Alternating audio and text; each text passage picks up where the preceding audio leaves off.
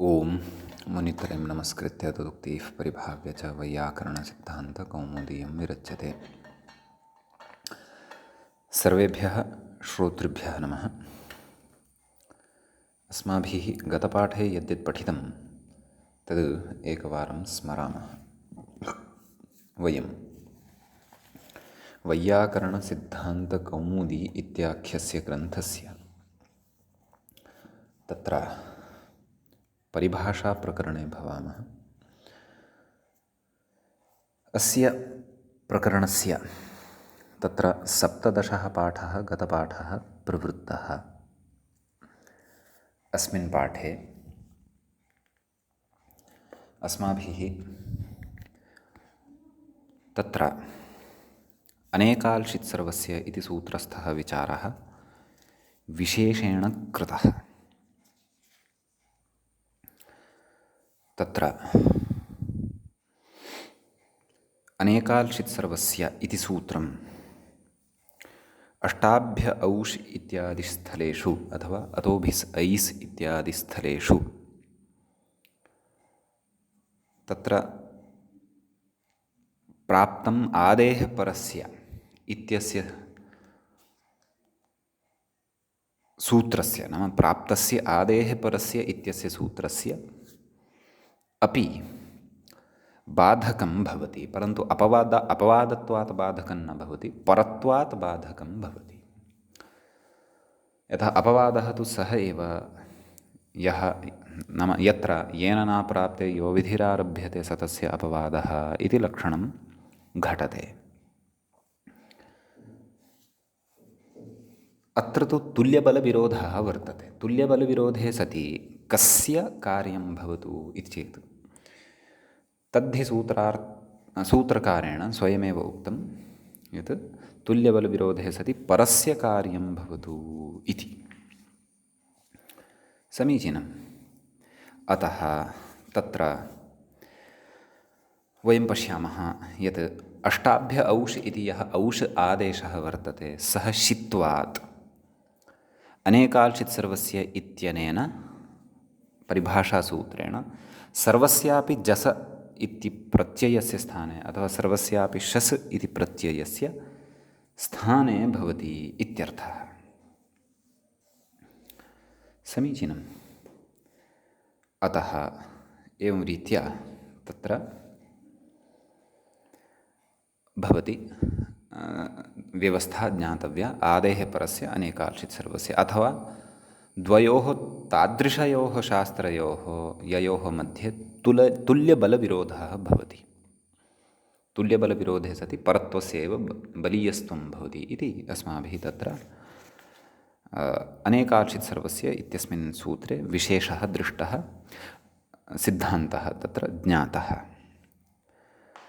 ततः परं स्वरितेनाधिकारः इति सूत्रं तत्र पठितं। तत्र स्वरितचिह्नेन अधिकारः ज्ञातव्यः इति अस्माभिः तस्य सूत्रस्य अभिप्रायः ज्ञातः। स्वरितत्वयुक्तं शब्दस्वरूपम् अधिकृतं बोध्यम् इति च तस्य सूत्रार्थः दृष्टः। उदाहरणानि तु अस्माभिः पूर्वमपि दृष्टानि, यथा पूर्वत्र सिद्धम् इत्येव भवति। तत्र स्वरितचिह्नं भवति तस्मिन् सूत्रे, अतः तस्य अधिकारः नाम अनुवर्तनं तत्र उत्तरोत्तरं विद्यमानेषु नाम उत्तरतः विद्यमानेषु सूत्रेषु तस्य अधिकारः गच्छति, नाम सः व्यापृतः भवति इति। एवमेव प्रत्ययः परश्च अनुपसर्जनात् अलूत्तरपदे इत्यादीनि तत्र बहूनि अधिकारसूत्राणि वर्तन्ते। तानि तत्र तत्र स्पष्टानि भविष्यन्ति। किञ्च एषापि स्पष्टता प्राप्ता यत् अद्यत्वे विद्यमाने तत्र अष्टाध्यायीपाठग्रन्थे अथवा ग्रन्थेषु तत्र इमानि स्वरितचिह्नानि न दृश्यन्ते, तानि शिष्यपरम्परया एव ज्ञायन्ते। नाम आम्, अस्मिन् अयं शब्दः अयं स्वरः स्वरितः स्वरः वर्तते, अतः इतः अग्रे अस्य अनुवर्तनं गमिष्यति, अथवा वयं व्याख्यानबलात् तस्य स्वरितत्वस्य निर्धारणं कुर्मः। व्याख्यानं च सूत्रार्थादिकं दृष्ट्वा अस्माभिः क्रियते। एतावान् विशेषः स्वरितेनाधिकारः इति सूत्रे अपि दृष्टः।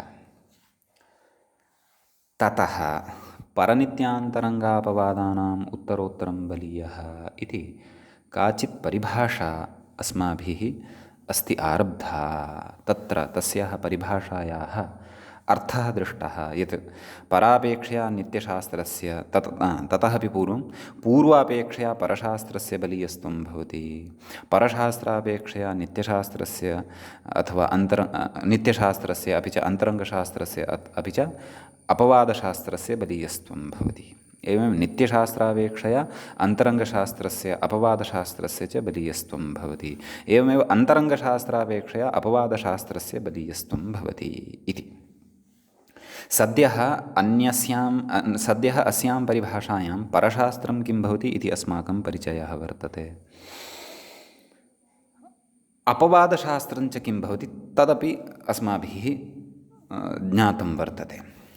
येन नाप्राप्ते यो विधिरारभ्यते स तस्य अपवादः इति अपवादलक्षणपूर्वकं तस्यापि विषयस्य अस्माभिः स्पष्टता कृता वर्तते। नित्यशास्त्रं किं भवति तत्तु अनुपदमेव वक्ष्यते, ज्ञास्यते। अन्तरङ्गशास्त्रं च किं भवति तस्यापि लक्षणं वक्ष्यते, तद्विषये अपि अग्रे वक्ष्यते। भवतु नाम इदानीं वयं तत्र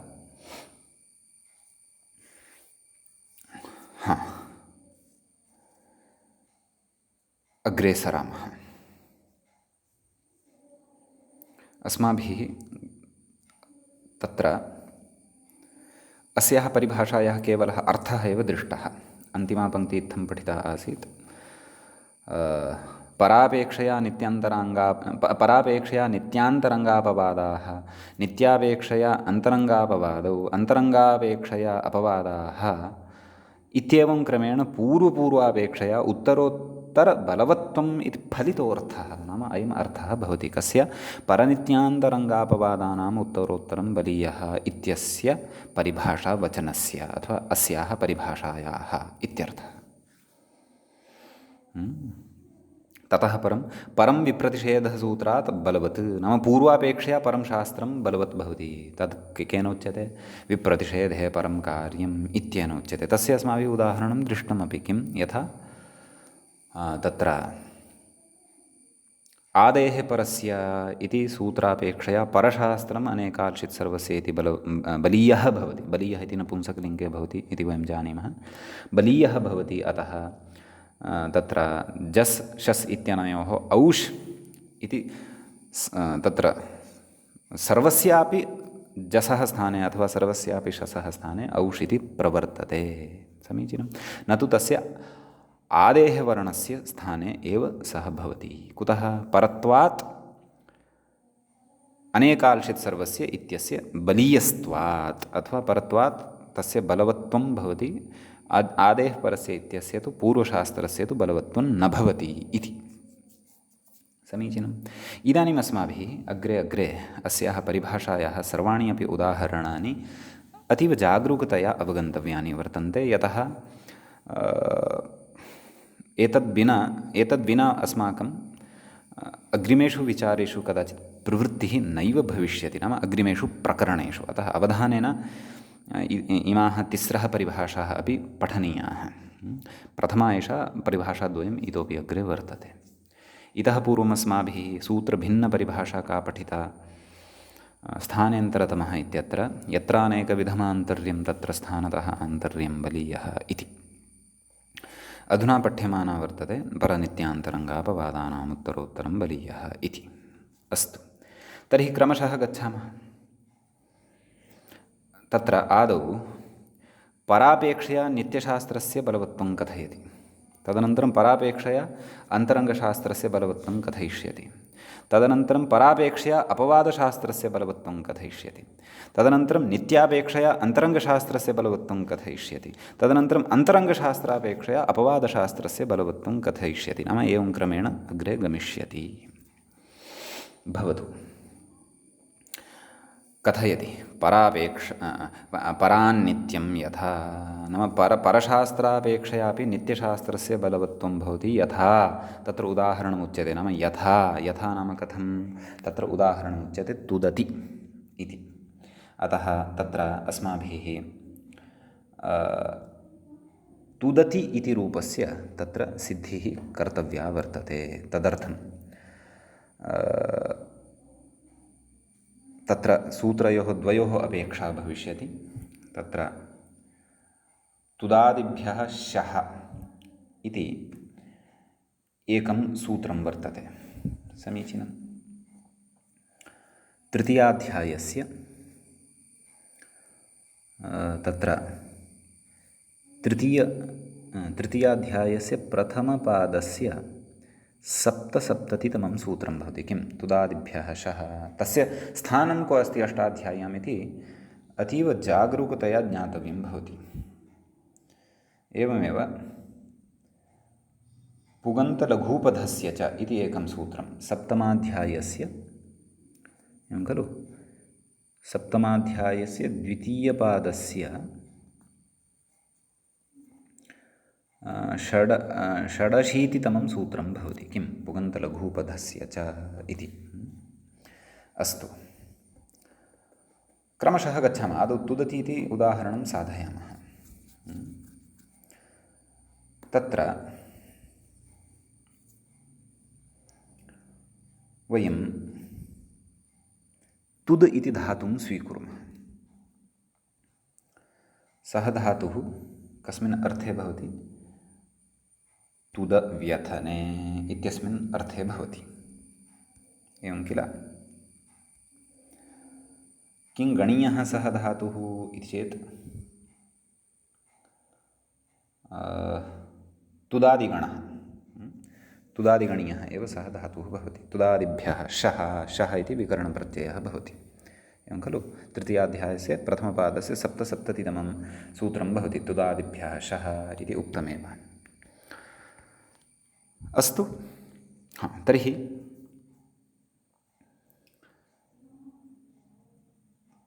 अत्र तुद धातोः तिप् प्रत्ययः तुदति अर्थात् पीडयति तुदव्यथने इति अर्थः भवति खलु अतः सः अर्थः अस्माभिः दृष्टः एव तुद धातोः तिप् प्रत्ययः क्रियापदमिदं भवति अतः क्रियापदानां प्रक्रिया यथा भवति तथा किञ्चित् अत्र विचारः कर्तव्यः अपेक्षितं चेत् टिप्पणीपुस्तिकायां लेखितुं भवन्तः शक्नुवन्ति किञ्चन सारल्यं भवतां तत्र भविष्यति समीचीनम् अस्तु तर्हि तुद धातोः तिप् प्रत्ययः तुद् तिप् इत्यवस्थायां तिप् इत्यस्य ति इति अवशिष्यते तत्र तुदादिभ्यः शः इत्यनेन सूत्रेण तत्र श इति विकरणप्रत्ययः भवति एवं वा न वा तुदादिभ्यः शः इत्यनेन किमुच्यते तुद् व्यथने इत्येवम् आदिभ्यः धातुभ्यः श इति विकरणप्रत्ययः भवति कदा सार्वधातुके परतः कर्तृवाचिनि सार्वधातुके परतः अत्र तिंशित् सार्वधातुकम् इत्यनेन तिप् इति प्रत्ययस्य सार्वधातुकसंज्ञा विधीयते एवं खलु अतः तिप् इत्यस्य सार्वधातुकसंज्ञायां तत्र श इति विकरणप्रत्ययः मध्ये भवति अतः का स्थितिः जायते तुद् श इत्यस्य कः अवशिष्यते अकारः कुतः यतः तस्य शकारस्य इत् संज्ञा भवति अ इत्येव अवशिष्यते तुद् अ ति एवं खलु मेलनेन तुदति इति अधुना अत्र तुद् अति इत्यवस्थायाम् एकं सूत्रं वर्तते तत्र पुगन्त लघुपधस्य च अधुनैव मया तस्य सूत्रस्य स्थानं भवतां कृते सूचितं पुगन्तलघुपधस्य च इति सूत्रं किं कथयति पुगन्तस्य अङ्गस्य लघुपदस्य च इकः गुणः भवति कदा सार्वधातुके आर्धधातुके च प्रत्यये परतः समीचीनं तर्हि अत्र यः विकरणप्रत्ययः अस्माभिः मध्ये कृतः तत्र धातोः अपि च लकारस्य मध्ये यः प्रत्ययः विधीयते सः प्रत्ययः विकरणप्रत्ययः भवति, ज्ञास्यते, तिङन्तप्रकरणे ज्ञास्यते।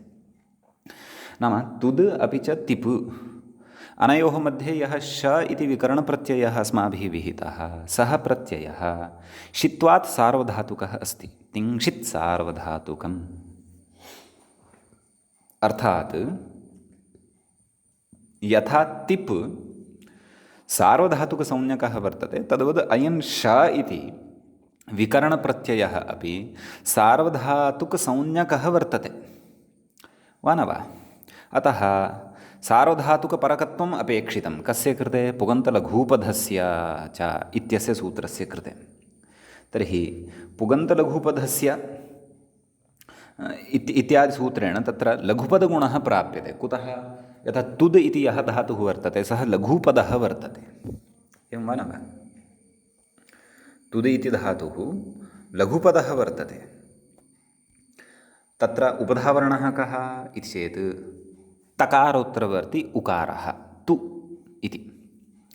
अतः तस्य उकारस्य गुणः प्राप्तः भवति, एवं किल? गुणः यदि स्यात् तर्हि किं रूपं स्यात्? नाम उकारस्य स्थाने कः गुणवर्णः स्यात्? स्थानेन्तरतमः इति परिभाषाबलात् ओकारः प्रसङ्गे सति सदृशतमः एव आदेशः स्यात्, यथा स्तोता इत्यत्र पठितं तद्वत् ओकारः इति स्यात्। तर्हि रूपं किं स्यात्? तोदति। परन्तु रूपं किमपेक्षितं? तत्र अवधानं कर्तव्यं। रूपम् अपेक्षितं तुदति। रूपं तोदति इति नापेक्षितं, रूपं तुदति इत्येव अपेक्षितम्। अतः तत्र प्राप्तः यः गुणः सः कथं वार्यते इति चेत् तत्र एकं सूत्रं किं तत्र सार्वधातुकमपित् इति सूत्रं। तेन किमुच्यते? अपित् सार्वधातुकं ङित्वत् भवति। नाम तादृशः सार्वधातुकसंज्ञकः कश्चन प्रत्ययः यः पित् नास्ति, अपित् अस्ति। न पित् अपित्, प इत्यस्य सः पित्, न पित् अपित्। तर्हि अत्र श इति यः विकरणप्रत्ययः वर्तते सः विकरणप्रत्ययः अपित् एव अस्ति। षित् तु अस्ति परन्तु पित् नास्ति। अतः अपित् सार्वधातुकं ङिद्वत् क्रियते। अतः ङिद्वत्वातिदेशः अथवा ङिद्वद्धर्मस्य आरोपः अथवा अध्यारोपः अस्मिन् श इति विकरणप्रत्यये क्रियते। केन? सार्वधातुकमपित् इत्यनेन। समीचीनं। तर्हि एषः अधुना ङित् सम्पन्नः, यद्यपि द्रष्टुं ङित् नास्ति परन्तु ङित् सम्पन्नः एषः अध्यारोपद्वारा, अतिदेशद्वारा। अतिदेशव्यवस्थाम् अग्रे द्रक्ष्यामः।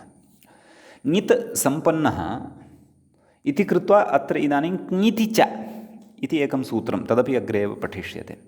तस्य सूत्रस्य प्रवृत्त्या गुणः न भवति। ङिति च इत्यनेन किमुच्यते? किति ङिति च परतः गुणः न भवति इति उच्यते।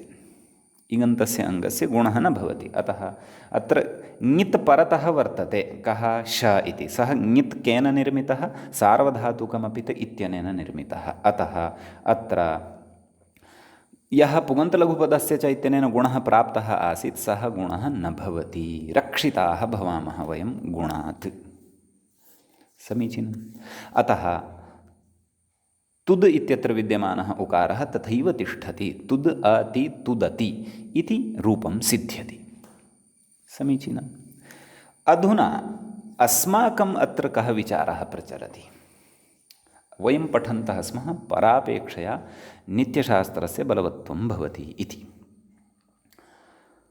आदौ एतावत्पर्यन्तम् अस्माभिः किं पठितं? यत् पूर्वापेक्षया परशास्त्रस्य बलीयस्त्वं भवति इति खलु पठितं, वा न वा? पूर्वापेक्षया परशास्त्रस्य बलीयस्त्वं भवति। अतः तत्र पूर्वशास्त्रं किम् इति चेत् तुदादिभ्यः शः। कः अध्यायः? तृतीयाध्यायः। सूत्रसङ्ख्या मया उक्ता एव। परशास्त्रं किं?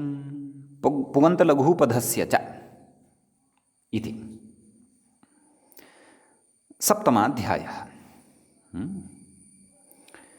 एवं तर्हि तत्र परशास्त्रस्य प्रवृत्तिः आदौ भवतु अथवा पूर्वशास्त्रस्य प्रवृत्तिः आदौ भवतु, एवं वा न वा? परशास्त्रस्य प्रवृत्तिः यदि आदौ स्यात् तर्हि तु अत्र श इति विकरणात् पूर्वमेव गुणः स्यात्, वा न वा? पश्यन्तु, एकवारं कृत्वा पश्यन्तु। परशास्त्रं वर्तते पुगन्तलघुपदस्य च सप्तमाध्याये। तस्य यदि प्रथमतः अत्र प्रवृत्तिः स्यात् तर्हि तु गुणः आदौ भविष्यति। तिप् इति सार्वधातुकसंज्ञकः प्रत्ययः, तिपपि सार्वधातुकसंज्ञकः प्रत्ययः एव अस्ति। अतः पुगन्तलघुपदस्य चेत्यनेन आदौ गुणः कृतः, तर्हि का स्थितिः भविष्यति? तोद् ति।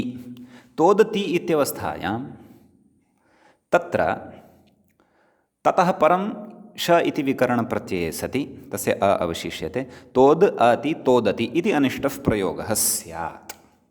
समीचीनं। तर्हि अत्र परापेक्षया अपि पूर्वं विद्यमानस्य तुदादिभ्यः शः इत्यस्य प्रवृत्तिः यदि आदौ भविष्यति तर्हि तु क्लेशः एव नास्ति। कुतः? यतः तस्य आदौ प्रवृत्त्या गुणः बाधितः भविष्यति। कथं? यतः श इति प्रत्ययस्य आदौ उपस्थित्या तत्र तस्य ङिद्वद्भावः करिष्यते। केन? सार्वधातुकमपि तित्यनेन। ङिद्वद्भावे सति ङिति च इत्यस्य सूत्रस्य प्रवृत्त्या गुणस्य निषेधः भविष्यति। पुगन्तलघुपदस्य च इत्यस्य सूत्रस्य कृते अवकाशः एव न लप्स्यते। परन्तु अनयोः पूर्वपरयोः मध्ये तत्र पूर्वशास्त्रं कथं प्रवर्तेत इति चेत् परनित्यान्तरङ्गापवादानामुत्तरोत्तरं बलीयः, नाम परापेक्षया नित्यशास्त्रस्य प्रवृत्तिः भवति इति।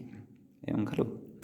तर्हि परापेक्षया परशास्त्रं किं? पुगन्तलघुपदस्य च इति। परापेक्षया नित्यशास्त्रत्वं पुगन्तलघुपदस्य च इत्यस्य कथं?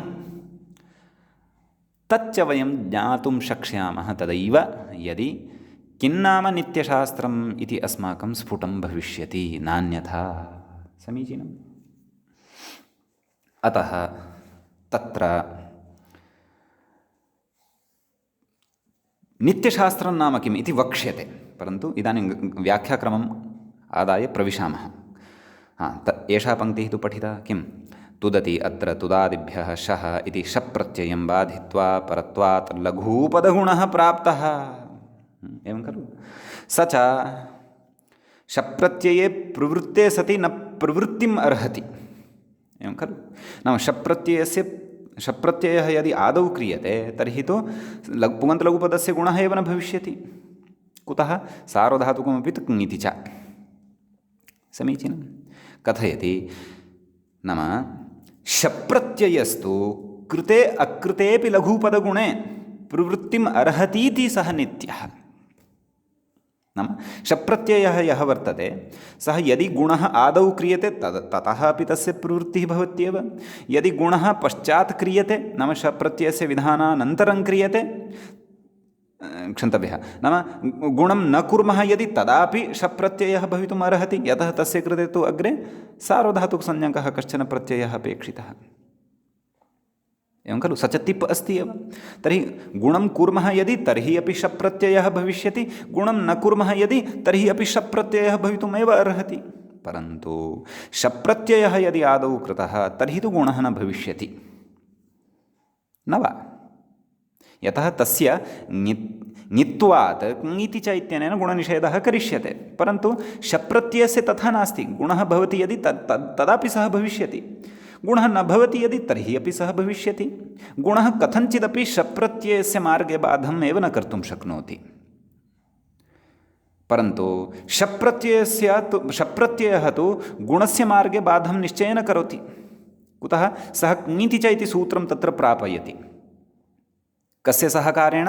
सार्वधातुकमपित् इत्यस्य सहकारेण। अतः एतादृशी अस्य शप्रत्ययस्य प्रवृत्तिः एव अस्य नित्यतां ज्ञापयति।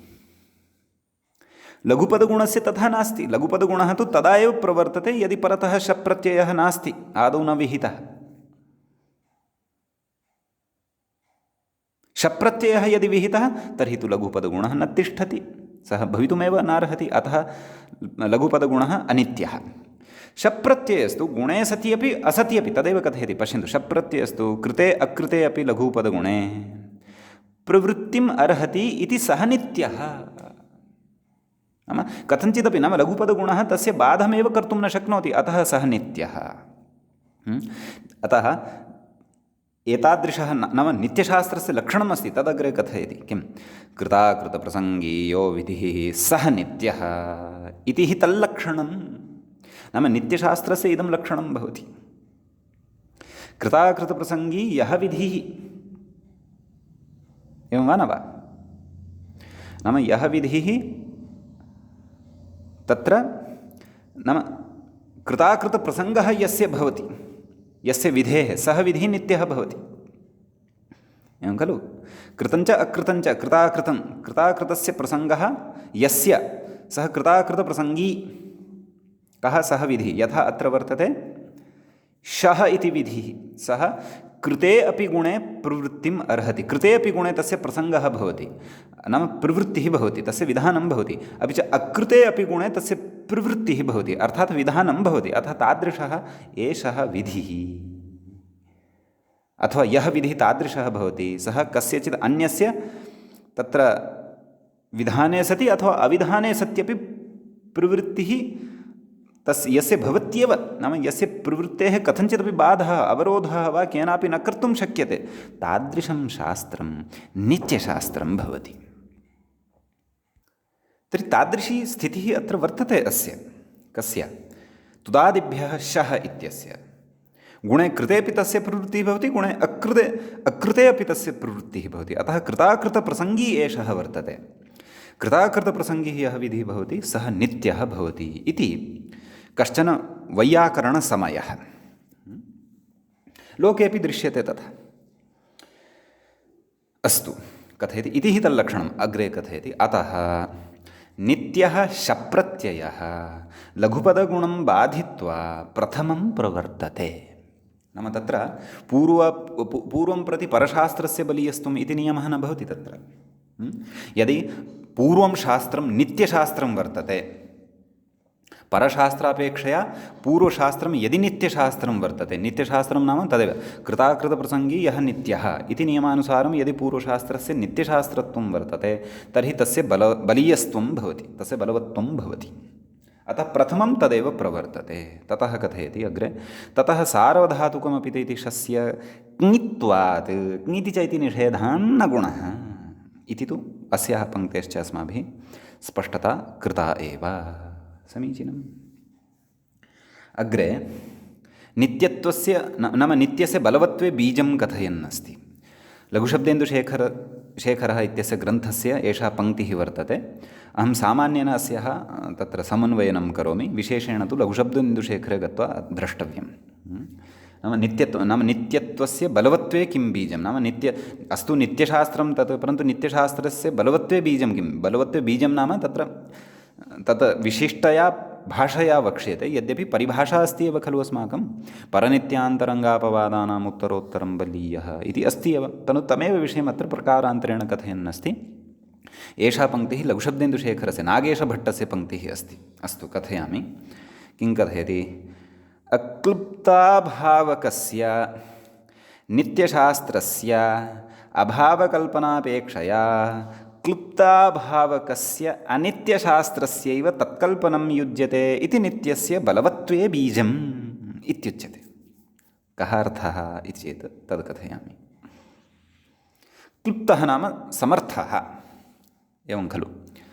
कृपु सामर्थ्ये इति धातोः क्तान्तः प्रयोगः, क्तान्तः सन् तत्र कृपोरोधः इत्यादीनां सूत्राणां प्रवृत्या क्लुप्तः इति शब्दः निर्मीयते। समर्थः इत्यर्थः।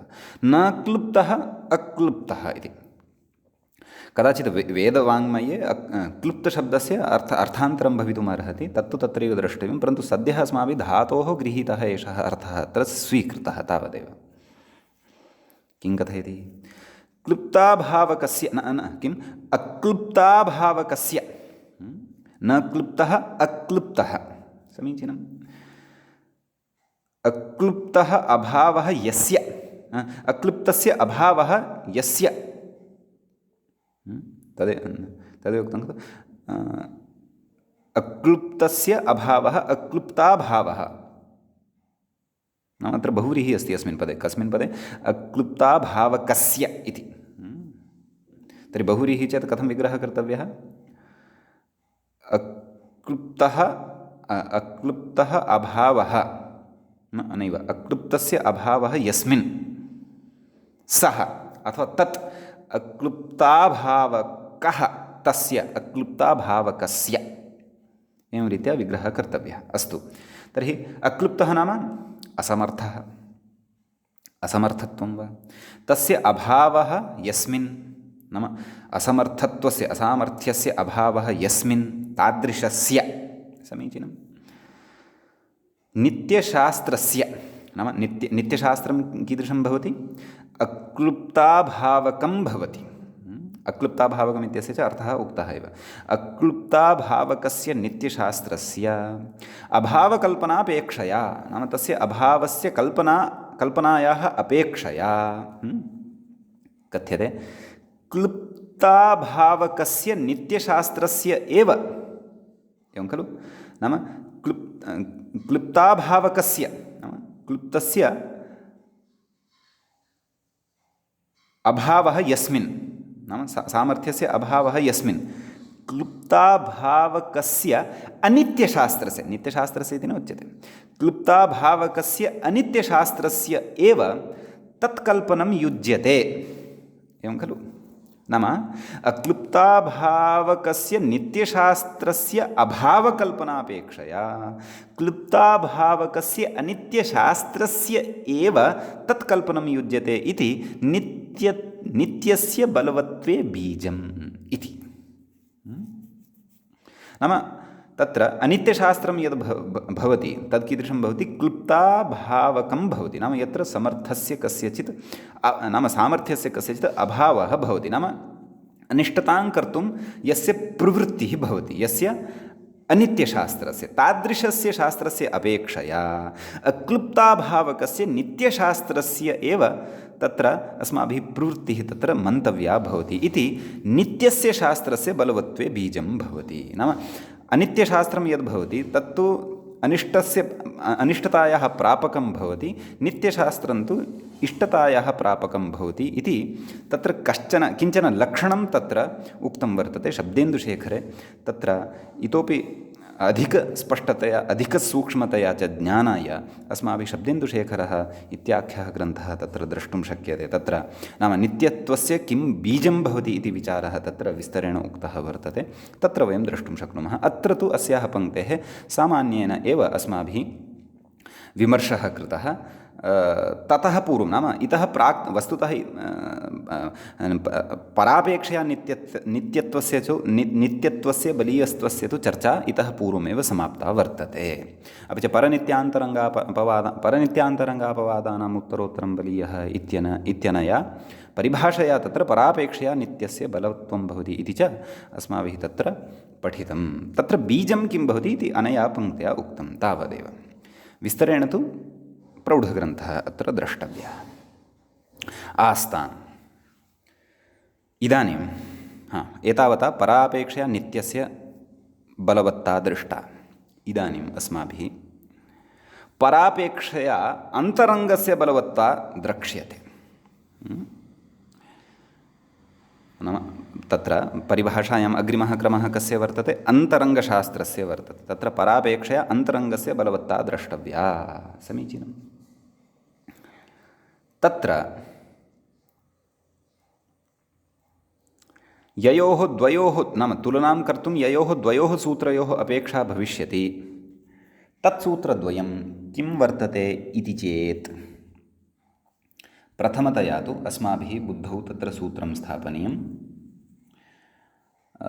प्रथमचरमतयाल्पार्थकतिपयनेमाश्च इति सूत्रं प्रथमाध्यायस्य प्रथमपादस्य तत्र त्रयस्त्रिंशं सूत्रं भवति एवं खलु आरम्भे एव प्रथमचरमतयाल्पार्थकतिपयनेमाश्च समीचीनं तत्रैव सविधे एव वयं सूत्रं पश्यामः सर्वादीनि सर्वनामानि समीचीनं तच्च तत्रैव पादे सप्तविंशतितमं सूत्रं भवति समीचीनं तत्र वयं साक्षात् उदाहरणं साधयन्तः गच्छामः तस्मिन् उदाहरणे यत्र सूत्रस्य अपेक्षा भविष्यति तत्र तस्य सूत्रार्थमपि सामान्येन तत्रैव विचारयिष्यामः द्रक्ष्यामः एवं किल तत्र प्रयोगः वर्तते उभये देवमनुष्याः इति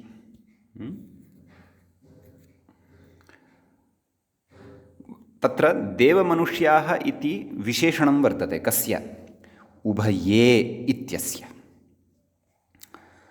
तत्र उक्तमेव खलु अग्रे नाम परात् अन्तरङ्गं यथा अग्रे उदाहरणं दत्तवान् साक्षात् उभये देवमनुष्याः आदौ वयं रूपसिद्धिं कुर्मः ततः अग्रे सिद्धान्ते प्रवेक्ष्यामः यतः रूपसिद्धेः प्रक्रिया या वर्तते सा प्रक्रिया अतीव आवश्यकी मया पुनः पुनः उच्यते पूर्वमपि उक्तमेव वर्तते प्रक्रियां विना सिद्धान्तः बुद्धौ प्रवेष्टुम् अशक्यः अस्तु एवं तर्हि उभये देवमनुष्याः इत्यत्रापि अस्माभिः उभये इति प्रयोगः साधनीयः वर्तते देवमनुष्याः इत्यत्र तु द्वन्द्वः वर्तते देवाश्च मनुष्याश्च इतरेतरयोगद्वन्द्वे देवमनुष्याः इति रूपं सिद्ध्यति तत्र अल्पाच्तरत्वात् देव इति शब्दस्य पूर्वनिपातः भवति विस्तरेण द्वन्द्वसमासे पठिष्यते एवं तर्हि देवाश्च मनुष्याश्च देवमनुष्याः तस्य विशेषणं भवति उभये इति समीचीनम् उभय इति शब्दः यः वर्तते सः तयप् प्रत्ययान्तः वर्तते तत्र उभशब्दात् उभ इत्यस्मात् शब्दात् तत्र यः द्वयोः वाचकः भवति उभ इति शब्दः तस्मात् तयप् इति प्रत्ययः क्रियते परन्तु तत्र तयपः स्थाने अपि अत्र अयच् इति प्रत्ययः भवति उभादुदात्तो नित्यम् इति एकं सूत्रं वर्तते तस्य सूत्रस्य तत्र अर्थं यदि पश्यामः तर्हि उभ इत्यस्मात् शब्दात् परतः तयप् यः प्रत्ययः भवति तस्य प्रत्ययस्य स्थाने अयच् इति आदेशः भवति इति नाम उभ इति संख्यावाचकः शब्दः भवति वस्तुतः नाम उभ इत्यनेन शब्देन द्वयोः तत्र ज्ञानं भवति द्वयोः बोधः भवति नाम द्वि इति संख्यायाः यः अर्थः सः अर्थः उभ इति शब्दस्य भवति अतः संख्यावाचकत्वात् तत्र आदौ संख्यायाः अवयवे तयप् इत्यनेन तयप् प्रत्ययः प्राप्तः भवति प्राप्तः न भवति विहितः एव भवति अतः उभ तयप् इति स्थितिः भवति समीचीनं तयपः स्थाने अयच् इति प्रत्ययः भवति केन उभादुदात्तो नित्यम् इति एकं सूत्रम् अतः उभ अयचः किम् अवशिष्यते अय उभ अय इत्यवस्थायां भकारोत्तरवर्ति अकारः लुप्यते भत्वात् उभ अय उभय इति मूलशब्दः सिद्धः भवति अत्र उभशब्दात् अस्माभिः कः प्रत्ययः विहितः आदौ तयप् तस्य स्थाने कः आदेशः कृतः अयच् इति आदेशः तयपः तय इति अवशिष्यते अयचः अय इति अवशिष्यते कुतः तयप् इत्यत्र पकारस्य इतसंज्ञा भवति अयच् इत्यत्र चकारस्य इतसंज्ञा भवति अय इति अवशिष्यते समीचीनम् अतः उभय इति यद्रूपम् अस्माभिः साधितं तद् वस्तुतः अयजन्तः दृश्यमानः वर्तते परन्तु सः तयबन्तः अपि अस्ति कुतः यतः तयपः स्थाने एव अस्माभिः अयच् विहितः अतः तयपः धर्मः अस्मिन् अयचि अपि अस्ति इति कृत्वा तयबन्तता अथवा तयबन्तम् इदं पदं भवति इत्यपि अस्माभिः तत्र अवगन्तुं शक्यते। सा स्थानिवद्भावव्यवस्था काचिद् वर्तते, अग्रे वयं पठिष्यामः अचिरेण अग्रिमे प्रकरणे। एवं तर्हि तयपः स्थाने अयच् प्रत्ययं कृत्वा अयजादेशं कृत्वा उभय इति शब्दः सिद्धः वर्तते इति कृत्वा उभयशब्दः तयबन्तः अस्ति। अतः अत्र सूत्रेण नाम बहुवचने अत्र अस्य द्विवचनं न भवति, एकवचनमेव भवति, बहुवचनं च भवति। केषाञ्चन मते द्विवचनम् अपि भवति। तद् सर्वं वयम् अग्रिमे प्रकरणे पठिष्यामः, सर्वादीनि सर्वनामानि इति सूत्रपठनवेलायाम्। तत्र उभय इति शब्दात्, उभय इति शब्दः अत्र देवमनुष्याः इत्यस्य विशेषणत्वेन खलु स्वीकृतः वर्तते।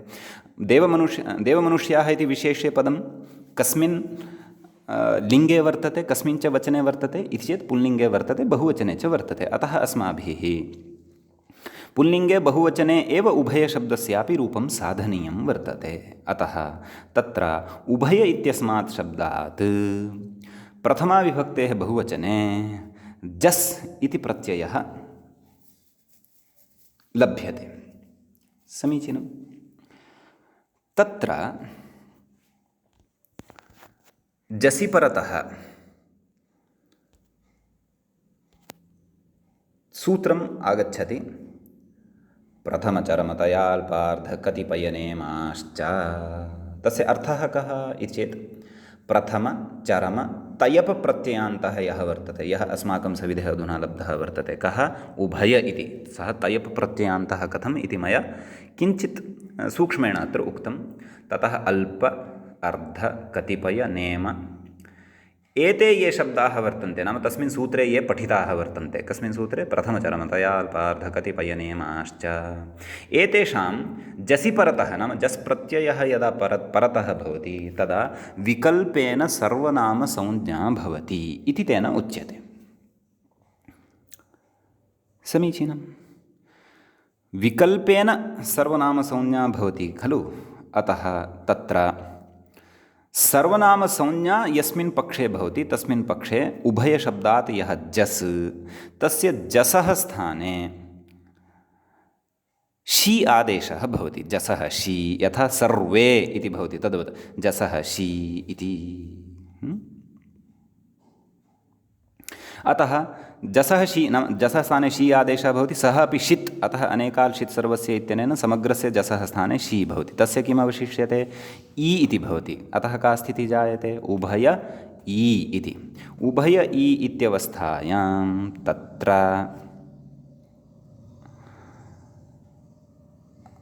आद्गुणः इत्यनेन गुणसन्धिः भवति। उभय इ उभये। समीचीनम्। एवञ्च पक्षे तत्र नाम उभये इति यथा सर्वे इति रूपं साध्यते तद्वत् उभये देवमनुष्याः इति भवति। समीचीनम्। एवञ्च पक्षे नाम यस्मिन् पक्षे सर्वनामसंज्ञा न भवति, कुतः? यतः प्रथमचरमतया अल्पार्धकतिपयनेमाश्च इत्यनेन जस् प्रत्यये परतः विकल्पेन सर्वनामसंज्ञा उच्यते। एवं खलु उक्तम्। अतः यस्मिन् पक्षे सर्वनामसंज्ञा न भवति तत्र तु रामाः इतिवत् उभयशब्दात् जस् प्रत्ययः आगच्छति, तस्य अस् अवशिष्यते, पूर्वसवर्णदीर्घः भवति। उभयास् स इत्यस्य सस्य रूपे विसर्गे सति उभयाः इति रूपं भवति। अतः उभयाः देवमनुष्याः इत्यपि प्रयोगः भवति इत्यर्थः।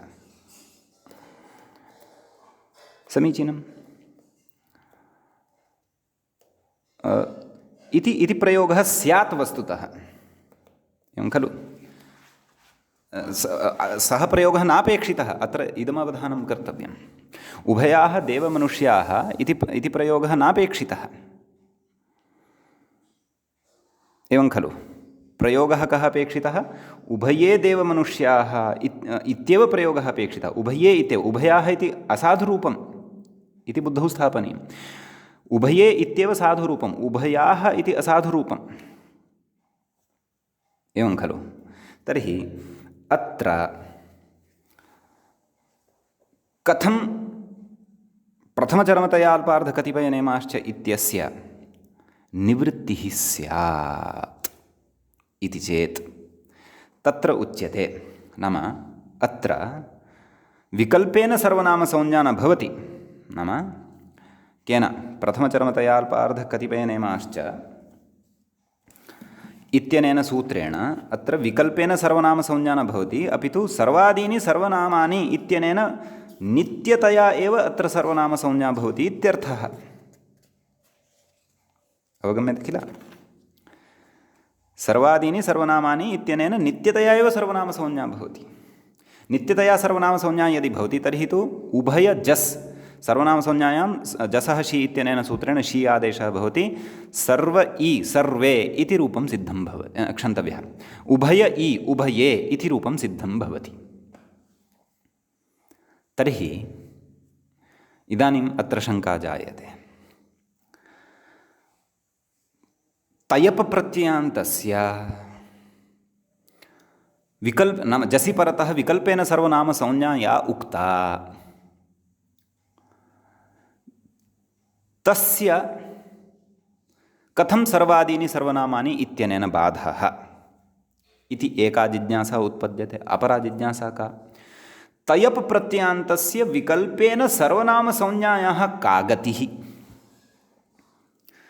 एवं खलु इति चेत् तस्य प्रयोजनम् अस्ति, तस्य प्रयोजनम् अन्यत्र अस्ति। यतः तयप प्रत्ययान्तः केवल उभय इत्येव शब्दः नास्ति। तयप प्रत्ययान्तास्तु अन्येपि शब्दाः वर्तन्ते, यथा द्वितया तृतया। द्विशब्दात् तयप प्रत्यये द्वितया इति रूपं सिद्ध्यति, इति शब्दः सिद्ध्यति। त्रिशब्दात् तयप प्रत्यये तृतया इति प्रयोगः सिद्ध्यति। तत्र विकल्पेन रूपद्वयं भवति जसि परतः द्वितये द्वितयाः, तृतये तृतयाः इति एका शङ्का, एका जिज्ञासा तु एवं रीत्या परिहर्तव्या। अपरा जिज्ञासा नाम प्रथमचरमतया अल्पार्धकतिपयनेमाश्च इति सूत्रं प्रबाध्य सर्वादीनि सर्वनामानि इति कथं प्रवर्तते इति चेत् अन्तरङ्गत्वात् प्रवर्तते। यद्यपि परं शास्त्रं तु अष्टाध्याय्याः क्रमे परं शास्त्रं किं वर्तते नाम परतः यस्य अनन्तरं क्रमः वर्तते, परतः यस्य क्रमः याति तच्छास्त्रं किं? प्रथमचरमतया अल्पार्धकतिपयनेमाश्च इत्यनेन। पूर्वशास्त्रं किं? सर्वादीनि सर्वनामानि। तत्र पूर्वापेक्षया परस्य तत्र बलवत्वं प्राप्यमाणमासीत्। केन? विप्रतिषेधे परं कार्यं, परस्य बलवत्वम् इति। परन्तु परापेक्षया अपि अन्तरङ्गशास्त्रस्य बलीयस्त्वं भवति। प्रकृते अन्तरङ्गशास्त्रं भवति किं? सर्वादीनि सर्वनामानि। इदानीम् अन्तरङ्ग नाम सर्वादीनि सर्वनामानि इति शास्त्रम् अन्तरङ्गशास्त्रं कथं भवति इति तु अस्माभिः अग्रे पठित्वा ज्ञास्यते। अतः तदर्थम् अधुना वयं व्याख्याम् अनुसरामः। अस्तु, किं कथयति पश्यन्तु। परात् तत्र उदाहरणं तु साधितम् अस्माभिः। उभये देवमनुष्या नाम अत्र प्रथमचरमतया अल्पार्ध इत्यनेन विकल्पेन सर्वनामसंज्ञा न भवति, परन्तु सर्वादीनि सर्वनामानि इत्यनेन नित्यतया एव सर्वनामसंज्ञा भवति। अतः अत्र शी इति आदेशः अपि विकल्पं न प्राप्नोति, परन्तु नित्यतया एव शी इति आदेशः जसः स्थाने भवति इत्यर्थः। अतः उभये देवमनुष्याः इति एकमेव रूपं भवति, उभयाः देवमनुष्याः इति अन्यद्रूपं न भवति। समीचीनं। किमुक्तं? परादन्तरङ्गं यथा उभये देवमनुष्याः इति उक्त्वा तदनन्तरं किं कथयति? अत्र प्रथमचरमेति परमपि विकल्पं बाधित्वा, नाम प्रथमचरमतया अल्पार्धकतिपयनेमाश्च इति परशास्त्रं वर्तते यद्यपि अष्टाध्याय्याम्। अतः एव मया उक्तं 33 सूत्रं प्रथमचरम इत्यादि 27 सूत्रं तु सर्वादीनि सर्वनामानि इति परमपि बाधित्वा सर्वादीनि सर्वनामानि इति नित्यैव सर्वनामसंज्ञा भवति। नाम नित्यतया एव सर्वनामसंज्ञा सर्वादीनि सर्वनामानि इत्यनेन तस्य भवति। कुतः अग्रे कथयति? कस्याः सर्वनामसंज्ञायाः, केन विहितायाः सर्वनामसंज्ञायाः? सर्वादीनि सर्वनामानि इत्यनेन सूत्रेण विहितायाः सर्वनामसंज्ञायाः विभक्तिनिरपेक्षत्वेन अन्तरङ्गत्वात्, नाम विभक्तेः निरपेक्षत्वं तत्र वर्तते। अतः विभक्तेः निरपेक्षत्वात् अन्तरङ्गत्वं तस्याः वर्तते। इदानीं विभक्तेः निरपेक्षत्वं किम् आदौ तद् अवगन्तव्यम् अस्माभिः।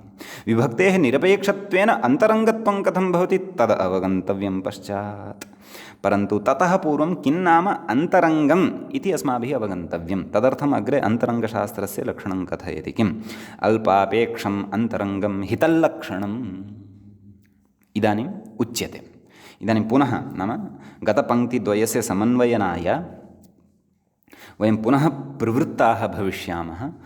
परन्तु ततः अपि पूर्वं किन्नाम अन्तरङ्गम् इति ज्ञातव्यम् अस्माभिः। अतः तत्र उच्यते, नाम अत्रैव अस्यां पङ्क्तौ एव अन्तरङ्गशास्त्रस्य लक्षणम् अस्ति। अल्पापेक्षम् अन्तरङ्गम् इति हि तल्लक्षणं।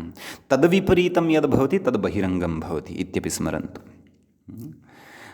अतः अन्तरङ्गस्य लक्षणं किम्? अल्पापेक्षम् अन्तरङ्गं। नाम अल्पा अपेक्षा वर्तते यस्य, अपेक्षा नाम निमित्तादिकं यत्किमपि, अल्पा अपेक्षा वर्तते यस्य तत् शास्त्रम् अन्तरङ्गशास्त्रं भवति। अल्पापेक्षम् अन्तरङ्गं भवति। एवमेव बहिरङ्गशास्त्रस्य किं लक्षणं? बह्वपेक्षं बहिरङ्गं वा न वा?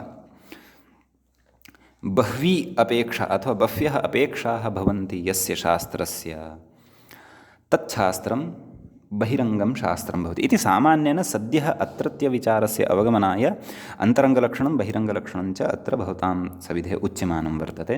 यद्यपि अन्यैः प्रकारैः अपि अन्तरङ्गत्वं बहिरङ्गत्वं च अवगम्यते। तत् कथं तद् सर्वम् अग्रे स्पष्टीभविष्यति। नाम तत्र इदं शास्त्रम् अन्तरङ्गशास्त्रम् इति कथं ज्ञातव्यम् एतदर्थं सामान्यः नियमः तु अधुना उच्यते। अन्येपि केचन नियमाः सन्ति। नाम अन्यैः अपि नियमैः अन्तरङ्गशास्त्रं नाम किं, बहिरङ्गशास्त्रं नाम किम् इति अपि तत्र विचारयिष्यते। अग्रे तद् ज्ञास्यते। सद्यः तु इदं ज्ञातव्यम्, इदम् अस्माभिः बुद्धौ अयं विषयः बुद्धौ स्फुटीकर्तव्यः। नाम यस्य शास्त्रस्य अर्थात् यस्य सूत्रस्य अपेक्षाः अल्पाः वर्तन्ते किमपि कार्यं कर्तुं तद् अन्तरङ्गशास्त्रं भवति। यस्य च सूत्रस्य अपेक्षाः अधिकाः अथवा बह्व्यः वर्तन्ते तत् सूत्रम् अथवा तत् शास्त्रं बहिरङ्गं शास्त्रं भवति इति। तर्हि अत्र वयं परिशीलयामः कस्मिन् किं लक्षणं सङ्घटते।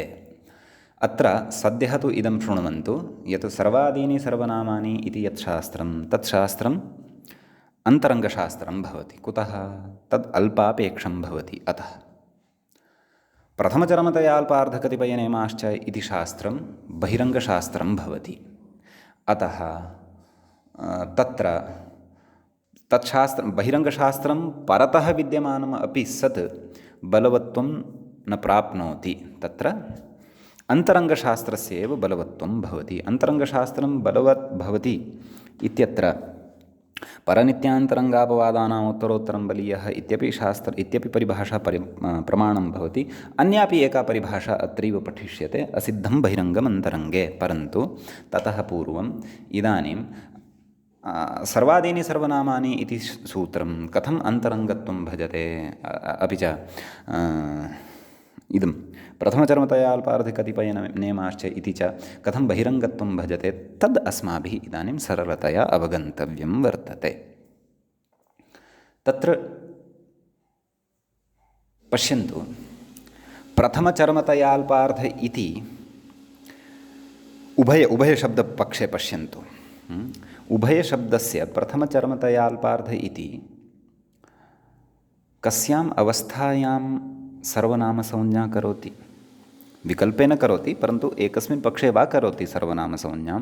परन्तु तस्य कृते किम् अपेक्षितम् इति भवद्भिः श्रुतं वा? सूत्रार्थपठनवेलायां सूत्रार्थश्रवणवेलायाम् अवधानं कृतं वा इति चेत् सः वदति जसि परतः।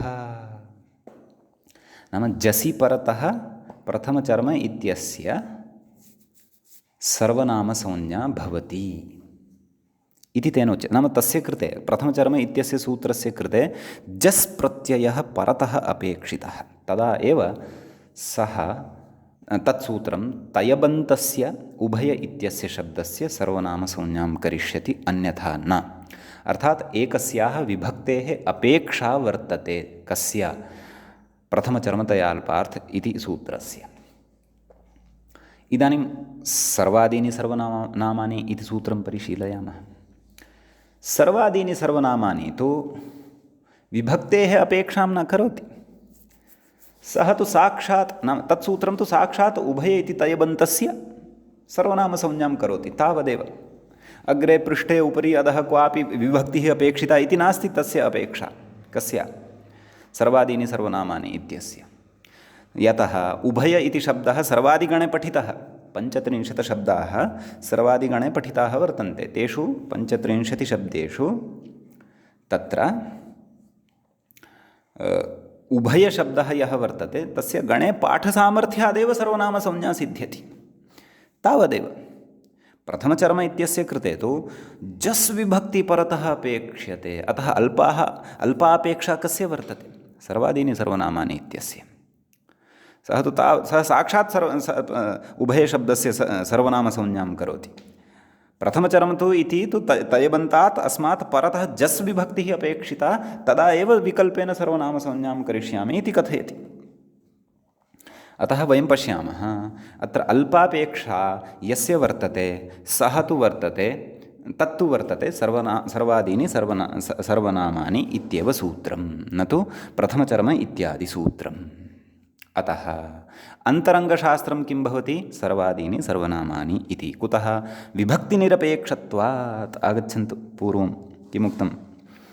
तस्याः ततः पूर्वम् अत्र प्रथमचर्मेति परमपि विकल्पं बाधित्वा सर्वादीनि इति नाम सर्वादीनि सर्वनामानि इति नित्यैव सर्वनामसंज्ञा भवति। तस्याः विभक्तिनिरपेक्षत्वेन नाम विभक्तेः निरपेक्षा वर्तते, विभक्तेः निरपेक्षत्वं वर्तते। परतः जस् अपेक्षते, जसम् अपेक्षते इति नास्ति। अतः तस्याः अल्पा अपेक्षा अस्ति इति कृत्वा अन्तरङ्गत्वं भवति। कस्याः? तस्याः सर्वनामसंज्ञायाः। कया विहितायाः? सर्वादीनि सर्वनामानि इत्यनया अथवा सर्वादीनि सर्वनामानि इत्यस्य सूत्रस्य अल्पापेक्षत्वं भवति। अतः तद् अन्तरङ्गम् इति वा वक्तुं शक्नुमः। एवं किल? तद् उक्तमेव अग्रे किम्? अल्पापेक्षम् अन्तरङ्गम् इति हि तल्लक्षणम् इति।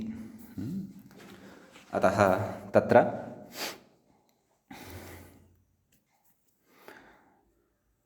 उक्तमेव अस्माभिः कथं बहिरङ्गं भवति। परशास्त्रम् अत्र प्रथमचरम इति, अपि च अन्तरङ्गं भवति सर्वादीनि सर्वनामानि। तेन किं जातं? तेन इदं जातं यत् तयबन्तस्य उभयशब्दस्य नित्यतया सर्वनामसंज्ञा भवति। नित्यतया सर्वनामसंज्ञायां सम्पन्नायां जसः शी इत्यपि नित्यतया एव भवति। यतः जसः शी तु सर्वनामसंज्ञां पश्यति तावदेव। सः विकल्पेन सर्वनामसंज्ञां यत्र द्रक्ष्यति तत्रापि प्रवृत्तिं करिष्यति, यत्र नित्यतया सर्वनामसंज्ञां पश्यति तत्रापि प्रवृत्तिं करिष्यति। परन्तु सर्वनामसंज्ञा विकल्पपक्षेपि तस्मिन् पक्षे एव प्रवृत्तिं करिष्यति यस्मिन् पक्षे सर्वनामसंज्ञा वर्तते। यस्मिन् पक्षे सर्वनामसंज्ञा नास्ति तत्र तु तस्य प्रवृत्तिः न भविष्यति, तत्र तु जसः स्थाने शी न भविष्यति। अतः उभये देवमनुष्याः इत्येव साधुप्रयोगः, उभयादेव मनुष्याः इति तु असाधुप्रयोगः।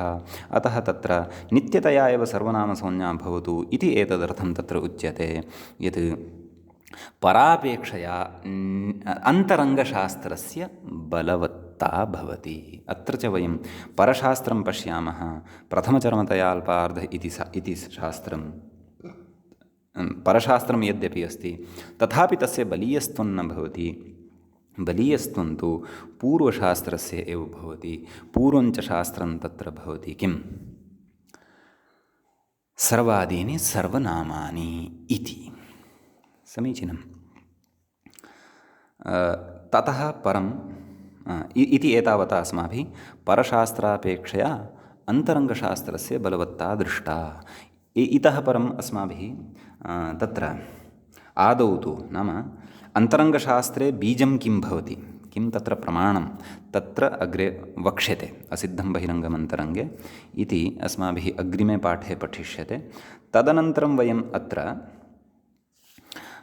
परापेक्षया अपवादस्यापि तत्र उदाहरणं द्रक्ष्यामः। एवं खलु? तदनन्तरं नित्यापेक्षया अन्तरङ्गस्य उदाहरणं वक्ष्यते बलीयस्त्वस्य, अन्तरङ्गापेक्षया च अपवादस्य बलीयस्त्वस्य उदाहरणम् अग्रे अग्रे वक्ष्यते। अतः परापेक्षया क्षन्तव्यः परापेक्षया अन्तरङ्गस्य बलवत्ते किं बीजं भवति तत्तु वक्ष्यते, तत् वयम् अग्रिमे पाठे द्रक्ष्यामः इति। एतावता वयं परनित्यान्तरङ्गापवादानाम् उत्तरोत्तरं बलीयः इत्यस्याः परिभाषायाः एतावन्तं विचारं कृत्वा अद्यतनं पाठम् अद्य अत्रैव उपसंहरामः। श्वः इतः अग्रे पठिष्यते। अत्रैव मङ्गलं क्रियते। मुनित्रयं नमस्कृत्य तदुक्तिः परिभाव्य च वैयाकरणसिद्धान्तकौमुदीयं विरच्यते। सर्वेभ्यः श्रोतृभ्यः नमः। एवञ्च 18 पाठः परिभाषाप्रकरणस्य सम्पन्नतां गतः।